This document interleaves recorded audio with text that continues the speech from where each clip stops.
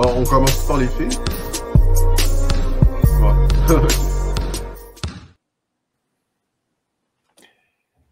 Jason, Brian, Jean-Baptiste, salut. Salut Phil. On a eu évidemment, là, c'est la fin, basket universitaire, ça s'est terminé en fin de semaine. Ouais. Le championnat canadien U-Sport l'est, en fait, parce qu'il y avait celui des gars, celui des filles, évidemment. On va commencer en jasant du tournoi féminin. Dans les deux cas, d'ailleurs, c'est les citadins de l'UQAM qui représentaient le RSEQ. Donc, on va commencer par le tournoi féminin. Parler de comment ça s'est passé pour l'UQAM, puis évidemment, ultimement, qui a gagné le tournoi. Là. Et je vous le donne en mille pour ceux qui ne savent pas, ce n'est pas l'UQAM. Donc, comment toi, tu as vu ça? Comment tu as vu le premier match? L'équipe de l'UQAM arrivait là très confiante, avait une bonne équipe, a joué un bon premier match. Toi, comment tu as vu ça? Honnêtement, j'ai trouvé qu'elles ont joué un vraiment bon premier match. J'ai trouvé que l'intensité était là. J'ai trouvé qu'il y avait une bonne énergie. Ils sont arrivés là avec un très bon état d'esprit. Puis j'ai trouvé que, de façon générale, elles ont bien joué. J'ai trouvé qu'au rebond, elles étaient solides. Je pense que juste au final, pour moi, c'est juste que du côté de Queens, elles ont été capables de chercher beaucoup de lancers francs. Puis en termes de tir extérieur, elles ont été plus assidues. Puis c'est ça qui a fait, je pense, la différence dans ce match-là. Si tu regardes, ils ont eu 25 essais sur la ligne des lancers francs, comparé à 17 pour l'UQAM. L'UQAM, par contre, a bien capitalisé sur ses lancers francs avec 88%. Fait que c'est quand même. Elles sont restées quand même assidues, mais Queens, je pense, le fait qu'elles ont cherché un peu plus d'opportunités, puis qu'elles aussi, elles étaient efficaces sur la ligne des lancers francs, ça a fait la différence. Puis défensivement, en fin de match, je pense que Queens a fait un excellent travail. Ils sont restés assidus, tenaces, ils ont réussi à bloquer l'intérieur, notamment sur des prises à deux. C'était un bon travail de l'UQAM, mais je pense que Queens a juste été capable de chercher la petite différence à la fin, particulièrement en prolongation. Mais tu le dis, c'était intéressant parce que l'UQAM menait par 4 à demi. Il restait moins que 5 minutes. Elle menait par 6. Donc, on était en contrôle, entre guillemets, de ce match. Et effectivement, à la fin, la défensive de Queens qui a empêché d'aller marquer le petit 2 points ici et là, qui aurait peut-être justement forcé Queens à forcer le jeu, si on veut. Donc, puis dans le fond, c'est cette efficacité-là qui a amené le match en prolongation parce que Queens a réussi à marquer à la fin du quatrième quart de cette façon-là. Amener le match en prolongation, puis rendu en prolongation, bon, ultimement, victoire de 75-72 de Queens.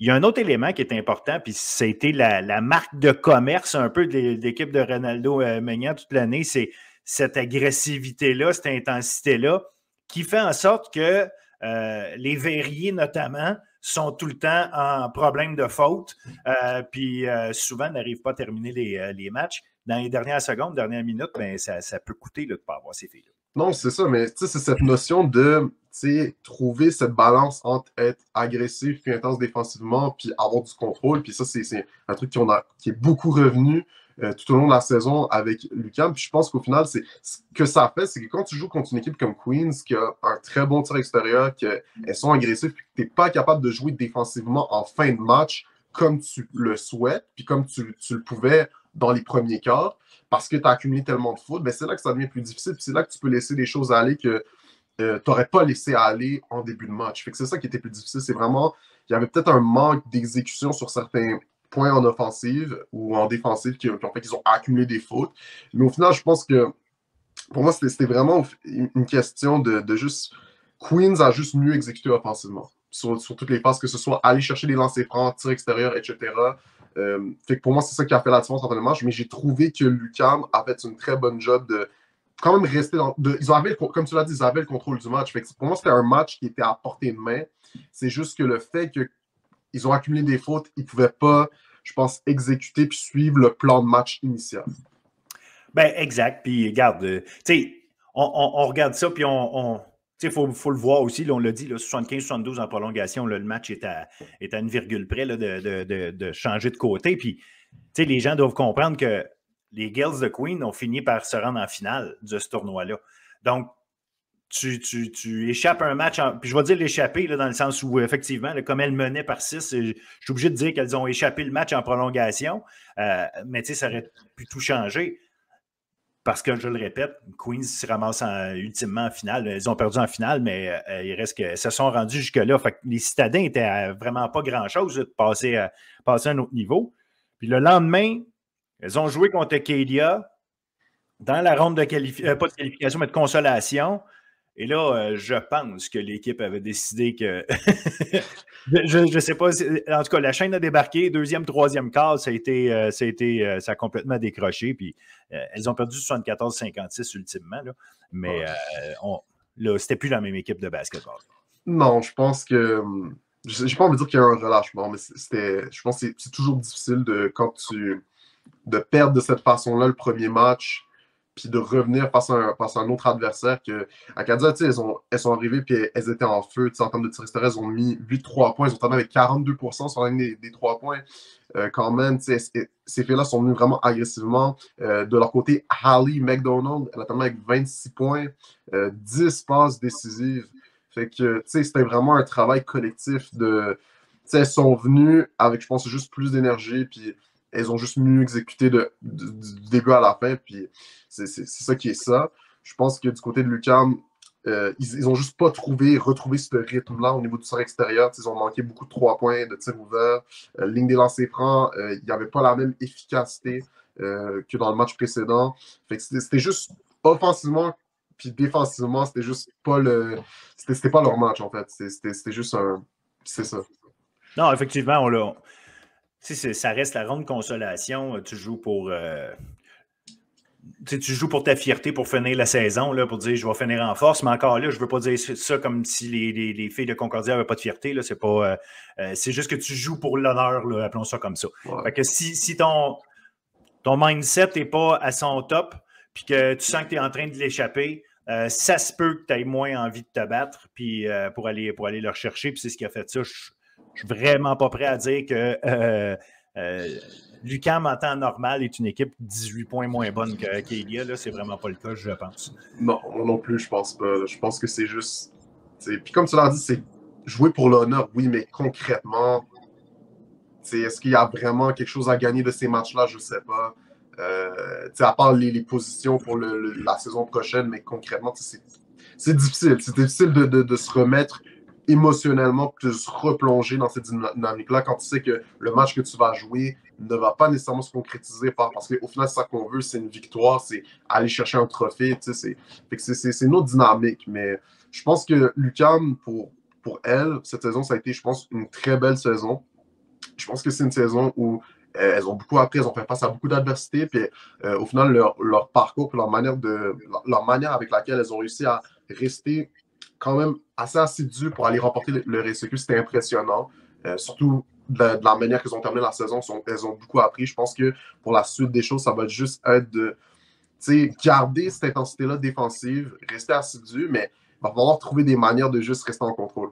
Puis absolument. Sur les deux faces du ballon, parce que pour moi, elles ont les armes individuellement et collectivement pour vraiment faire la différence puis se rendre plus loin dans un championnat canadien. Pour moi, ça va être juste de garder cette notion-là de contrôle puis d'exécuter. Puis la réalité aussi, c'est qu'il faut marquer des tirs dans les gros moments. Il faut qu'il y ait quelqu'un qui soit capable genre, puis Fredlin le font super bien, puis elles l'ont fait super bien durant la saison. Mais je pense que des fois, il faut juste faire les gros tirs dans les gros moments, puis c'est ça qui est ça.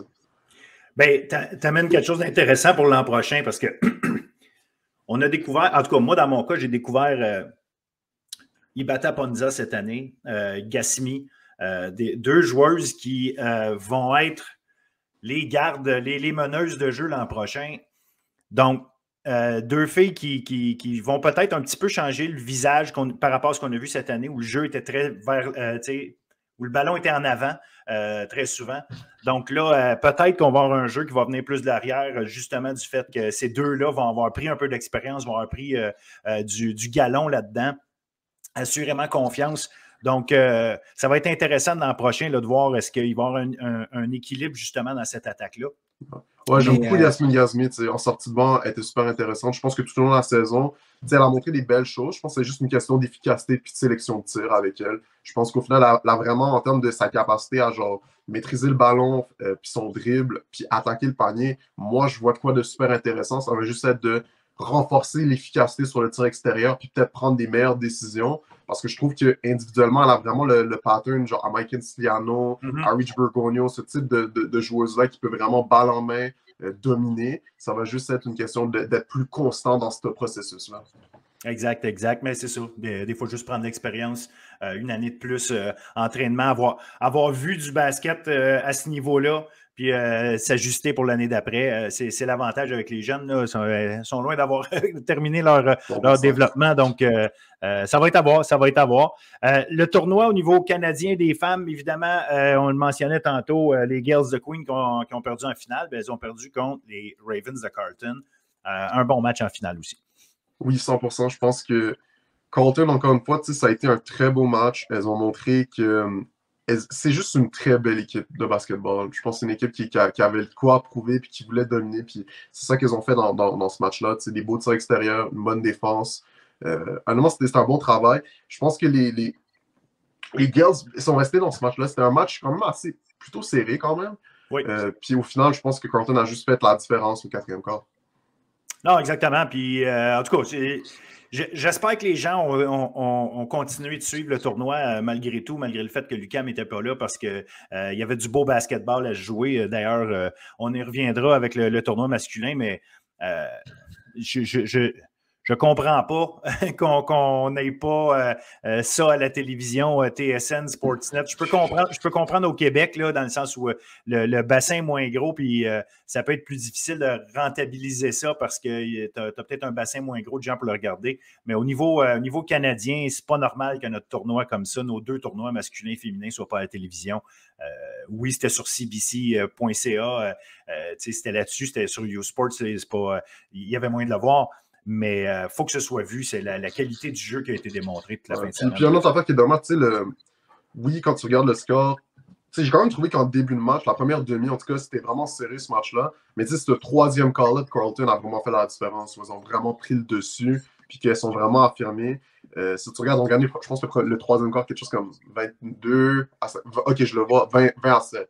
Fait que c'est là qu'ils ont vraiment pris le contrôle du match, puis de faire la différence. Fait puis du côté de Carleton aussi, il y a Callie Portney qui a terminé avec 20 points. Fait c'était des belles performances. Puis comme tu l'as dit, c'est juste dommage qu'il n'y a pas nécessairement la même visibilité, puis la même couverture, puis le même intérêt qui est mis à pousser en tout cas le basketball féminin en général. Fait pour moi, c'est un très beau basketball.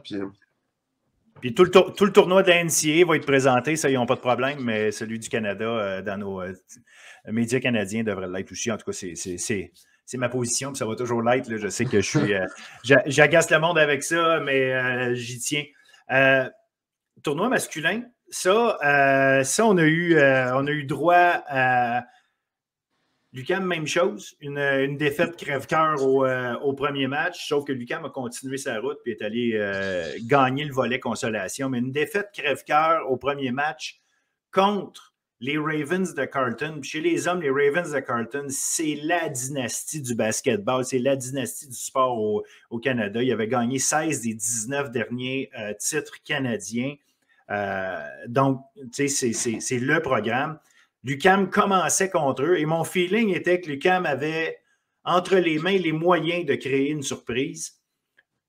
Puis ils sont passés très, très proches de le faire. Extrêmement proches. Je pense que les Citadins ont montré que.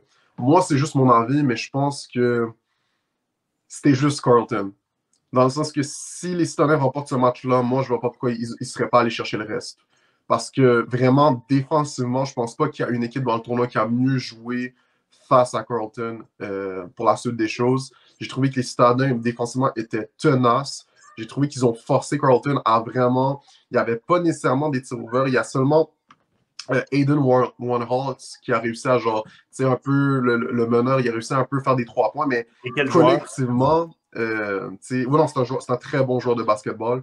Il fait des bonnes passes. Il est très droit dans sa manière de jouer. C'est la première fois que je le voyais jouer. Puis, toujours des bonnes décisions. Il trouvait toujours les gars ouverts sur des skip passes, comme on dit, vraiment des passes à travers le half-court où il est capable de cibler le bon joueur qui est ouvert.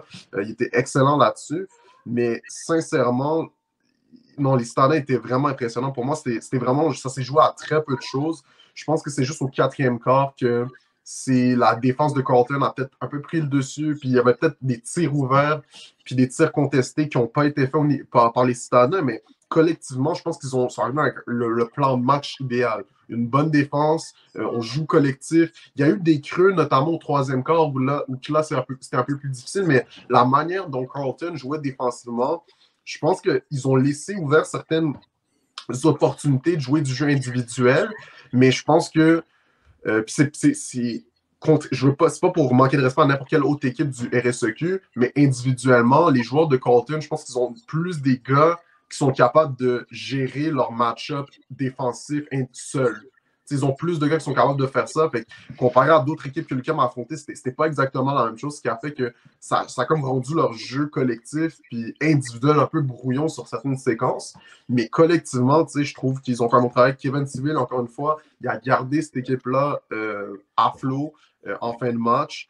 Ili Karojo, il a eu un très bon match. McFadden Jean, c'est un gars qui m'a beaucoup impressionné défensivement. Super bon tournoi au complet, en fait, McFadden Jean. Ouais, non, lui, défensivement, avec Baida et Dara, c'est vraiment le travail de ces deux gars-là sur leur manière de juste. Ils peuvent défendre sans se mettre en position de faute. Puis ça, c'est vraiment un atout. Puis ça rend les choses vraiment intéressantes. Puis ça devient plus difficile pour Carleton. Mais de façon générale, je pense que c'était un bel effort de l'UQAM. C'était une belle performance. Puis ça s'est joué à très peu de choses. Puis honnêtement, je pense que s'ils remportent ce match-là, ils vont chercher le championnat canadien. Ah, fort possible, mais ce qui est intéressant, c'est qu'il y a eu plein de matchs serrés ailleurs, fait qu'il fallait jouer les matchs, mais tu as raison que, écoute, c'est dur de dire le contraire, là, tu t'en vas échapper le premier match par 2 points contre l'équipe qui ultimement gagne le championnat. Donc, effectivement, c'est assez dur de penser qu'ils n'avaient pas leur place pour continuer plus loin. Tu l'as dit, je trouve ça intéressant quand Carleton, justement, s'est mis à forcer un jeu individuel de l'UQAM en disant ben, venez jouer un contre nous, testez-nous. L'UQAM a essayé de le faire au fin du premier quart, je dirais. Là, il y a eu une période, un glissement parce que les Citadins étaient partis fort dans le match. Les Ravens ont été capables de forcer ou d'amener l'UQAM à changer un peu son plan de match, d'arrêter de jouer collectif. Et c'est là que les Ravens ont ramené le match à égalité, ont poussé le match, puis là, ils ont maintenu l'UQAM. Mais l'UQAM est revenu après ça à son jeu plus collectif. C'est ce qui a fait après ça que les deux équipes se sont tenues tout le long de la rencontre.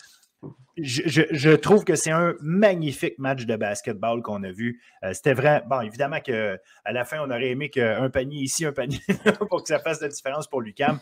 Mais franchement, il y avait de quoi être fier. L'UQAM, l'équipe des gars, a montré que maintenant, en tout cas cette année, notre basketball masculin est au niveau de l'élite du Canada, ce qui était difficile à démontrer depuis quelques années.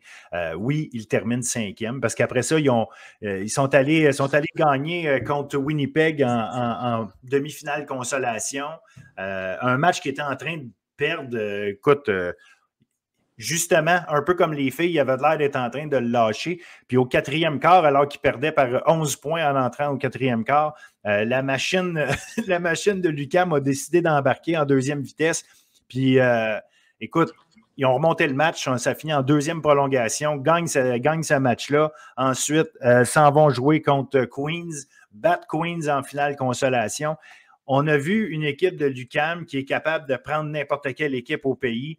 Puis quand l'équipe est concentrée à jouer son gros match, ils pouvaient battre n'importe qui au Canada cette année. Donc, moi, j'ai trouvé que ça a été un tournoi fantastique de la part de l'équipe de Mario Joseph.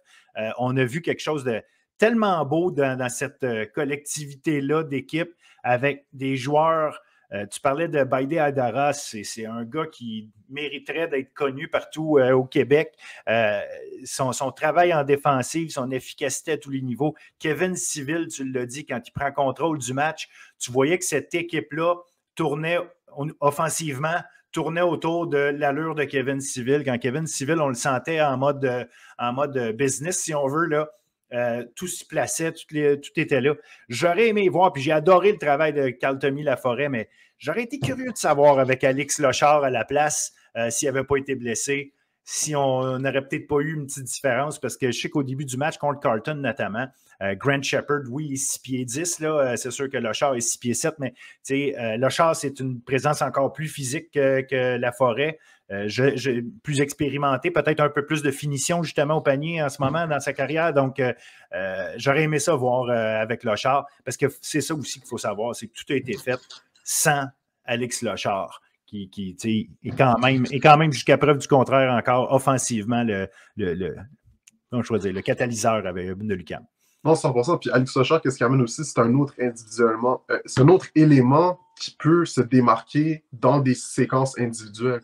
Puis la réalité aussi, c'est juste un ressenti, le fait que Carlton, les équipes en Ontario évoluent dans ce circuit où ils font beaucoup de matchs. Fait que, ils tombent dans beaucoup de circonstances où justement ils font face à des équipes où ils sont amenés à justement jouer du jeu individuel plus souvent et du jeu collectif. Fait qu'il y a comme une variété qui est là. Fait qu'ils voient plus de situations. Ouais. Je pense que cet aspect-là rend les choses. Quand justement ils ont forcé l'UQAM à faire du jeu individuel, Carlton, ils étaient prêts.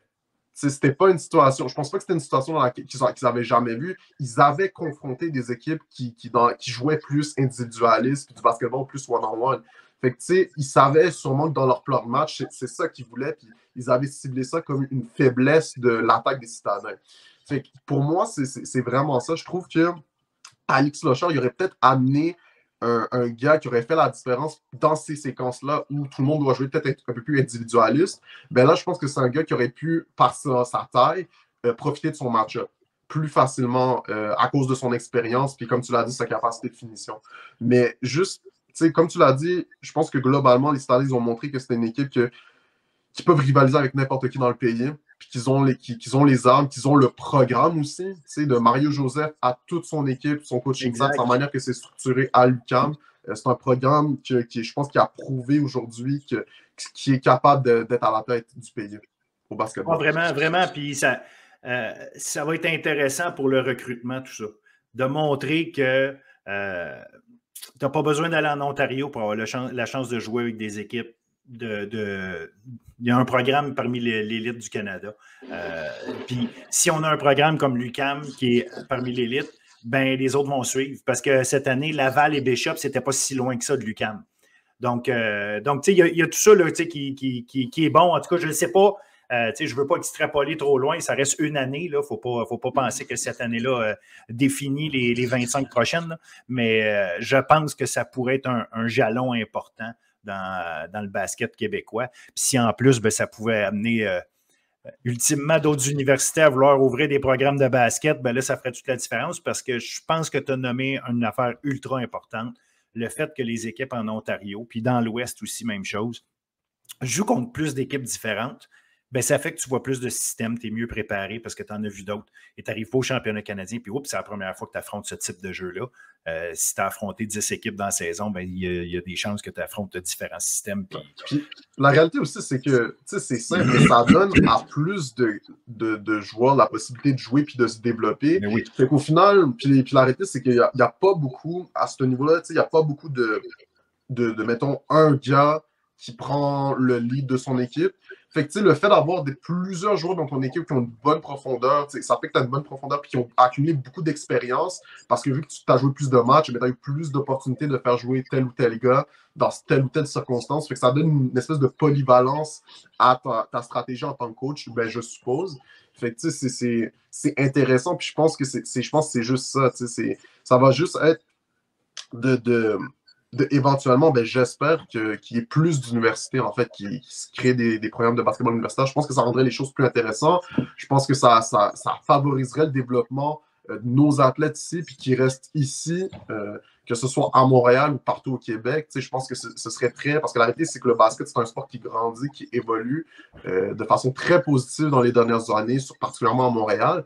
Mais dans le reste du pays aussi, on voit des belles choses. Fait que, comme tu l'as dit, je pense que c'est probablement le prochain step. Puis l'UQAM, par sa performance au championnat canadien, je pense que ça a un peu ouvert les yeux. Tu sais, quand j'ai entendu les annonceurs parler du travail de Mario Joseph, puis tu sais, j'ai senti peut-être une surprise à certains niveaux. Fait que je pense que le fait d'avoir eu cette performance-là au championnat canadien, je pense que ça a ouvert des belles portes. Puis je pense qu'au niveau du recrutement, je pense qu'il y a plus de joueurs qui vont s'intéresser à ce qu'on a ici à Montréal. Bien, absolument. Puis c'est ça qu'il faut que ça ait comme effet déclencheur. Parce que les bons joueurs qui s'en vont ailleurs, puis on peut en nommer là, Guillaume Pépin qui jouait pour les GGs d'Ottawa. Ils ont terminé 3e. Guillaume Pépin, c'est un gars de Montmorency. Ronaldo Robinson qui jouait pour les Vikes de Victoria, qui était classé numéro 1 avant le début du tournoi. Ronaldo, il a été joueur par excellence l'année passée en collégial D1, c'est un gars de Dawson. Donc, puis c'est un gars qui est partant là, avec les Vikes de Victoria. Donc, ça ne veut pas dire qu'il n'y en a pas qui vont partir. Ce n'est pas ce que je dis. C'est juste que si les opportunités sont là, le réflexe va être de rester ici. La semaine dernière, je recevais Carl-Tommy Laforêt en entrevue. Puis c'est une des choses qu'il mentionnait, là, pourquoi les gars de son niveau, une des premières choses qu'ils font quand ils finissent le cégep, c'est de regarder ailleurs. Pourquoi? Parce qu'il n'y a pas beaucoup d'équipes ici. Puis que ça enlève, ça devient redondant de jouer tout le temps contre les mêmes équipes. Juste ça fait en sorte que des gars ont le goût d'aller voir ailleurs. Fait que, tu sais, il faut que ce soit pensé, il faut que ce soit réfléchi. Puis je comprends chaque université d'avoir ses réalités et tout, mais il faut avoir une conscience du développement du basket aussi chez nous, puis aider les universités à prendre les bonnes décisions, en disant, écoute, là, il y a un investissement à faire. Toutes les universités ont un gymnase. Toutes les universités sont capables d'accueillir du basket. Maintenant, après ça, c'est de voir, est-ce que tu veux monter un programme, mais je veux dire, ça ne coûte pas ce que ça coûte pour faire du hockey ou du football. Là. Donc, en tout cas, je pense aussi, la réalité aussi, c'est je pense que un des gros préjugés par rapport, je pense, au basketball universitaire, c'est que c'est cette notion de, il n'y a pas beaucoup de gars qui peuvent jouer above the rim. C'est-à-dire qu'ils sont capables d'aller chercher cette élévation-là, athlétique, puis de faire des dunks de façon régulière. Puis Mais tu sais, avec l'UQAM, les Stanais cette année, on l'a vu justement qu'ils sont capables de faire ça. Mais la réalité, c'est que si tu veux plus de joueurs ici au Québec qui développent cette capacité-là à jouer above the rim, puis faire les jeux plus flashy, plus spectaculaires que tu vas avoir peut-être dans la NCAA au niveau Division 1, ben, il faut que tu mettes les ressources puis le temps pour vraiment développer ces joueurs-là pour qu'ils maîtrisent la base du basketball. Puis c'est en maîtrisant la base qu'ensuite tu peux développer le talent parce que tu vas avoir la confiance de faire ces jeux-là qui sont plus spectaculaires, qui sont plus flashy, des jeux plus highlight qui vont être plus viraux sur les réseaux sociaux. Fait, pour moi, c'est aussi cette notion-là. Si tu veux vraiment développer la manière dont le basket est joué puis rendre ça plus intéressant pour certains, mais il faut qu'on mette les ressources pour développer le sport à son essence puis à sa base. C'est un peu comme ça que je le vois. Puis ça s'applique au basketball, mais ça s'applique aussi au football. Faut que. C'est comme au football, tu peux pas enseigner à un kid de faire les affaires de Patrick Mahomes, puis de sidearm, puis de lancer le ballon genre dans des angles ridicules, puis tout ça. Mais c'est sûr qu'on aimerait ça, voir plus de gars qui peuvent faire ça. Mais la réalité, c'est qu'on doit investir dans les ressources pour qu'il y ait plus de programmes où la base est maximisée. Puis c'est comme ça que je pense qu'on va se rendre où on va avoir plus de joueurs atteindre ce niveau dans lequel ils peuvent vraiment faire les jeux spectaculaires qu'on souhaite voir et qui vont faire grandir le sport. Bien, je trouve intéressant que tu amènes ça, mais il y a un volet de marketing aussi dans tout ça, oui. Dans le sens où il faut le faire voir. Parce que je suis allé au championnat provincial collégial D1. Iman Kerati, qui est un gars de 6 pieds 4, mais qui saute, ça n'a aucun sens. C'est un gars de Dawson que vous allez pouvoir voir au championnat canadien collégial. Édouard Benoît de Brébeuf, 6 pieds 8, joueur par excellence cette année. Tu parles de gars qui sont capables de jouer above the rim. Ces gars-là sont capables de jouer above the rim. Puis il y en a plusieurs, là. C'est pas vrai que c'est tous des gars de 6 pieds 1, 6 pieds 2 qui se passent bien le ballon et tout. Il y en a beaucoup, c'est sûr. Mais ça, c'est parce que c'est une question normale dans la mesure où des gars de 6 pieds 7, 6 pieds 8 puis 6 pieds 5 qui sautent, t'en as un par-ci, par-là. C'est le rendu au niveau universitaire, t'es au top de la pyramide. Ces gars-là se rendent là. Ils existent. Tu l'as dit, il faut les former. Mais on a des bonnes bases pour les former. Le problème, c'est qu'il y en a un paquet qui, même à l'âge collégial, partent déjà en Ontario en Ouais. pensant que ça passe par les prep schools ontariens pour pouvoir avoir une chance d'évoluer puis d'avancer. Mais nos cégeps, ils offrent de l'excellent basket. Il y a de l'excellent encadrement. Oui. Donc, à quelque part, on a ça. Le bassin est là. Écoute, au secondaire, il y en a-tu des gars qui jouent au basket? Tu l'as dit, à Montréal, c'est fort, c'est fort. Il y a plein d'autres sports qui sont très forts à Québec, qui sont forts ailleurs, mais Montréal, c'est une grosse force, le basket.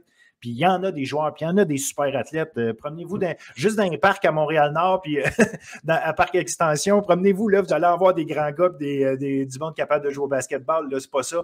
Fait que, si on peut les encadrer comme il faut, puis leur donner envie de rester ici parce qu'il y a des opportunités dans leur tête, c'est juste ça qu'ils veulent, une opportunité d'avancer puis de continuer de pouvoir croire à un rêve quelconque. Donc, c'est là. Puis tranquillement, on le voit. Regarde, l'Alliance de Montréal qui arrive, la Toundra, qui offre des opportunités. Tu regardes les joueurs qui jouent là-dedans. C'est des gars qui reviennent jouer universitaire. Souvent, c'est des gars qui font les deux. On en a vu. Baïdé Aïdara, c'en est un qui jouait avec l'Alliance. Donc, il y a des choses. C'est juste qu'au niveau universitaire, à un moment donné, il va falloir augmenter le nombre d'équipes. Je pense qu'on n'a pas le choix. Non, c'est ça. Je pense que c'est le prochain. Parce qu'on a déjà des très beaux programmes, on a des belles organisations, on a des très bons coachs. Fait que c'est juste, on veut plus. Il faut qu'il y ait plus d'équipes. Fait que c'est ça la réalité. Je pense que plus il y aura d'équipes, puis plus il y aura d'accès. Parce que la réalité aussi, il y a un volet école à ça. Il y a aussi un volet que, comme on veut qu'il y ait plus d'équipes, mais aussi, ça va permettre à des gars d'aller viser. Ils auront plus d'options pour, mettons, des programmes, des choix comme ça, s'il y a plus d'équipes. Fait que c'est ça aussi qui est pertinent. Je pense que le fait d'avoir plus d'universités, ben, ça va faire qu'ils vont peut-être plus rester chez nous au lieu de peut-être voir les autres options académiques. Parce qu'en réalité, on a des bonnes écoles ici. Fait que c'est ça aussi. C'est ça aussi. C'est un autre aspect aussi qui est important. Mais en tout cas, regarde, malheureusement, c'est pas nous qui allons changer ça, mais si ce cri du cœur peut atteindre quelqu'un, tant mieux. Mais écoute, je pense que ça ne prend pas un visionnaire à tout casser là, pour voir que le basket est bien éveillé au Québec. Puis que c'est au niveau universitaire, il y a un travail à faire absolument pour créer plus d'opportunités. C'était magnifique ce qu'on a vu cette année, un super beau tournoi. Puis on n'a pas parlé de la grande finale, mais Carleton qui est allé finir ça en gagnant en prolongation. Mais si vous ne l'avez pas vu, allez sur les réseaux sociaux, le tir de Aiden Warnholtz à 13 secondes de la fin pour mettre. C'est un tir de 3 points, mais c'est pas juste un tir de 3 points. Là, c'est comment il se crée. Steph Curry, là, comment il se crée son tir, comment il est un peu. Disons que c'est pas comme ça qu'on enseigne aux gens à prendre le tir à la base. C'est comme tu dis, c'est à la Curry. Là, c'est un feel pour savoir où est le panier. Puis, écoute, il faut t'en aller tirer des 3 points dans ta vie, il faut t'en aller tester pour avoir la touche pour mettre ça, rentrer ce panier-là à ce moment-là du match. Puis, ultime match, ça, finir le match et gagner. Non, Carleton, ça a été extraordinaire. Non, mais c'est pas pour manquer de respect à cette. Mais pour moi, ça monte à comme 109 points. Pour moi, c'était vraiment une affaire. C'était une explosion offensive des deux côtés. Ouais. Mais, my God, 109 points. C'est beaucoup. Genre, ils ont quoi? 4 gars qui ont tellement plus de 20 points. Puis le monde oublie, c'est 40 minutes un match de basket universitaire. Oui, il y a une prolongation, mais les prolongations, c'est 5 minutes. Là. Fait que c'est 40 minutes, là, c'est 4 fois 10 minutes. C'est pas des 12, pas des 15. Là. Non, c'est ça. C'était un match assez incroyable. Vraiment, l'explosion offensive de Carleton. Puis, encore une fois, le fait qu'ils jouent contre beaucoup d'équipes, puis le fait que c'est une équipe, ils ont mis 40 essais aux 3 points, 16 réussis. C'est 40 essais aux 3 points. Ça, c'est pas une affaire que. C'est plate, mais dans le RSEQ, c'est pas un. Il n'y a pas une équipe qui a fait 40 essais à ma connaissance, que je me souviens.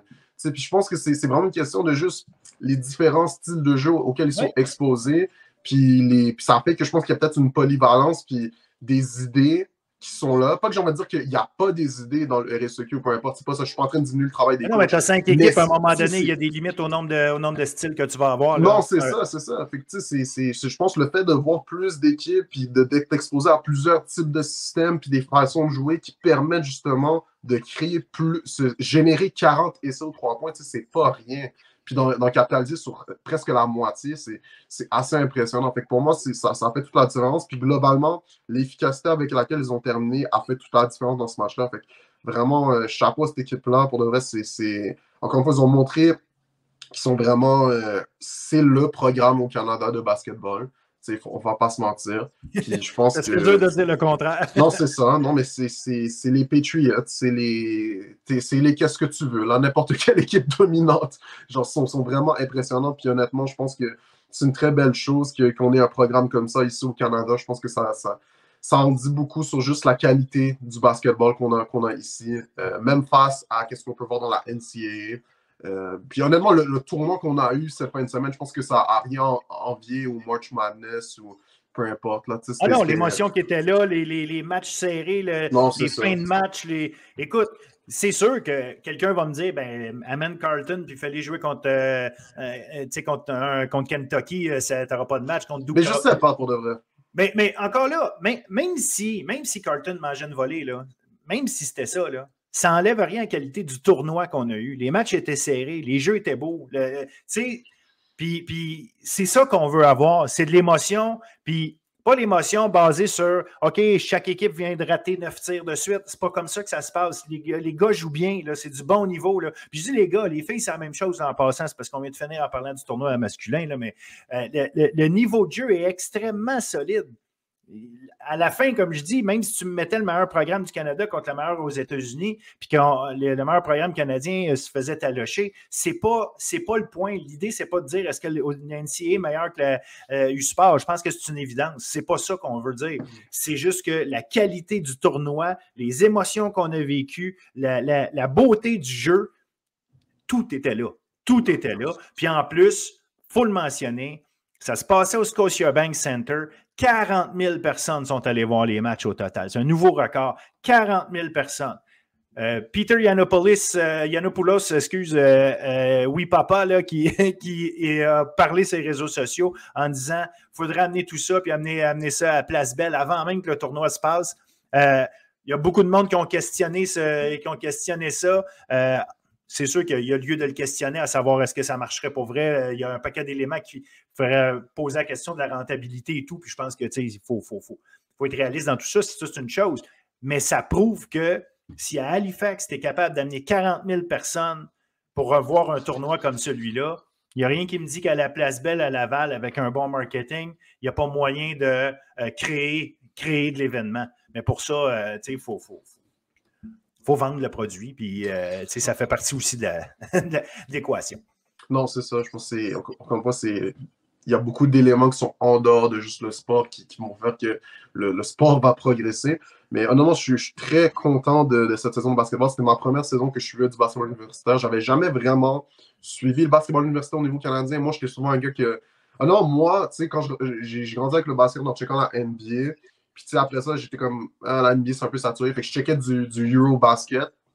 Okay. Fait que j'ai jamais vraiment suivi le basketball au niveau universitaire, que ce soit NCAA ou canadien, en dehors de juste peut-être genre, OK, mettons s'il y a un gars comme un Zion Williamson ou un kid vraiment spécial dans la NCAA qui va peut-être se rendre dans la NBA, peut-être que là, je portais peut-être un peu plus attention, mais sinon, c'était pas important. Puis je pense que le fait d'avoir eu cette expérience-là aujourd'hui, d'avoir essayé de vraiment suivre du basketball universitaire puis voir la qualité du produit, j'ai fait, OK, c'est bon. Comme, je pense que ça m'a un peu ouvert les yeux, puis ça m'a un peu. Puis un peu la même chose aussi par rapport au football. Comme je suivais un peu, mais vraiment de dive in, puis de suivre les équipes, puis de voir la qualité de qu'est-ce qu'on fait ici au Québec. Je pense que ça m'a ouvert les yeux à certaines affaires, ça m'a ouvert les yeux à OK, comme il y a du sport, le sport est de qualité. Puis c'est du sport qui génère des émotions, puis c'est ça qu'on veut. Puis c'est pas nécessairement comme ça, c'est pas nécessairement une question de comparer à qu'est-ce qui se font ailleurs, qu'est-ce qui se fait ailleurs. Mais c'est vraiment qu'est-ce qu'on rapporte puis qu'est-ce qu'on retient de l'expérience ici. Puis ici, je pense qu'on a du bon jeu, on a des émotions, puis on a un très beau travail collectif par rapport à tout ce qui est fait dans chaque organisation sportive. Mais je pense que tu résumes très bien l'affaire, c'est-à-dire invitons le plus de gens possible à au moins prendre, tu sais, de dire, regarde pas juste 3 minutes, là. Donne-toi une chance d'aimer ça. Dis-toi que tu aimes ça, là, puis prends-en un au complet, puis regarde-le, puis laisse-toi embarquer un petit peu dans l'affaire. Puis aller au match en personne. Ben, en plus, ça, c'est encore mieux. Là, ça, c'est évident. Ça, c'est clair. Tu vas voir un match, c'est sûr que ça change ta perspective. Ça, c'est toujours le cas. En même temps, moi, ce que je veux soulever aussi, c'est que toi, tu dis, ça m'a ouvert les yeux sur ce qui s'est passé. Ça m'a permis de mieux comprendre ce qu'il y en est. Je pense que les gens, cette année, ont aussi ouvert les yeux sur Jason Bryant, Jean-Baptiste, le travail que tu as fait. Sincèrement, ultra apprécié. Je sais que les coachs au niveau du basket, les coachs au niveau du football au Québec universitaire apprécient de voir à leur match, apprécient jaser avec toi. Je pense que les gens qui écoutent ont appris à découvrir un nouveau journaliste sportif qui fait un travail formidable, un analyste qui comprend de quoi il parle et qui le vulgarise bien. Écoute, ça a été au niveau du football, au niveau du basket, vraiment des couvertures extraordinaires. Fait que je voulais te remercier pour cette super saison-là. Franchement, ça fait plaisir. Merci, Phil. Je te remercie aussi pour l'opportunité. Je pense que j'ai beaucoup appris. Je pense que pour moi, c'était vraiment une question de. Tu sais, j'étudie en journalisme, puis tu sais, c'est fun, puis tu vois des belles affaires, puis tu apprends, mais je pense que la réalité, puis c'est un de mes profs qui me l'a dit, tu vas seulement vraiment comprendre le métier si tu le fais. Puis je pense qu'avec Bulletin Sportif, tu m'as donné l'opportunité de le faire, puis j'ai beaucoup appris, tu sais, d'aller en personne, couvrir des matchs, puis de comprendre, puis de faire des affaires, puis de faire des erreurs, puis de comprendre certaines affaires de certains sports, parce que, tu sais, même au niveau du football, tu sais, je comprends le football, tu sais, j'évolue comme coach, mais il y avait même des affaires que le fait d'aller couvrir les matchs, puis de vraiment poser des questions à des coachs, puis de comprendre, OK, c'est pour ça qu'il a fait la décision, ou c'est ça, c'est ça. Ça apporte aussi un autre... ça m'a apporté des connaissances, une autre dynamique qui était vraiment enrichissante, puis j'en suis vraiment reconnaissant, puis j'ai très hâte de revenir l'année prochaine pour couvrir du basketball et du football. Je pense que pour nous, ça a été une très belle saison. Je suis très satisfait du travail qu'on a fait, puis j'ai hâte de voir qu'est-ce qu'on va faire dans la prochaine année. J'ai très hâte. On va continuer d'évoluer ensemble. Fait que les gens vont avoir la chance de te voir. Puis, regarde, de toute façon, d'ici la fin du printemps, on aura sûrement l'occasion de se reparler. C'est sûr qu'on va faire un podcast spécial football pour revoir puis faire le ménage dans tout ce qui s'est passé dans l'entre-saison. Donc, on se reparle très bientôt. Fait qu'un merci encore, immense merci. Ça fait plaisir. Pour le travail que tu as fait. Ça fait plaisir. Merci beaucoup, Phil. Salut. Merci aux auditeurs.